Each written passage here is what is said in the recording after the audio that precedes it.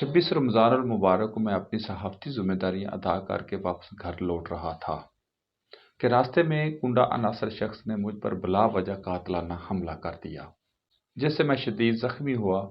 مجھے زخمی حالت میں ہاسپٹل منتقل کر دیا گیا۔ مقامی انتظامیہ حرکت میں آئی اور FIR درج ہو گئی۔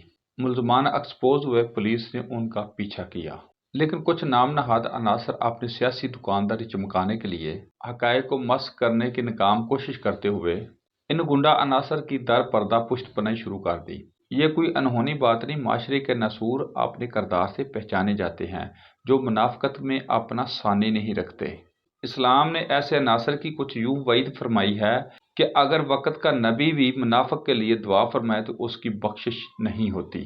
ایسے منفی ذہن رکھنے والے عناصر نے جس طرح حقیقت کو جھٹلانے اور سچائی کو دبانے کی ناکام کوشش کی ہے اور جرائم پیشہ عناصر کی جس طرح پشت پناہی کی ہے، ایسے منافقانہ رویہ رکھنے والوں کے لیے میرے چند معصومانہ سوال ہیں۔ کیا یہ اچھا ہوتا کہ ایسے جرائم پیشہ عناصر کی بیخ کنی کی جاتی؟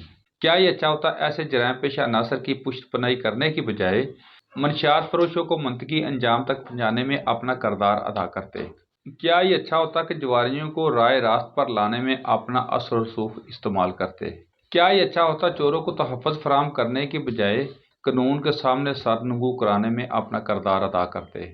کیا یہ اچھا ہوتا جرائم پیشہ عناصر کی حوصلہ شکنی کرتے اور شہریوں کو تحفظ فراہم کرنے میں اپنا کلیدی کردار ادا کرتے؟ کیا یہ اچھا ہوتا باطل کی بجائے سچائی کے ساتھ کھڑے ہو جاتے اور دنیا آخرت کی کامیابیاں سمیٹتے؟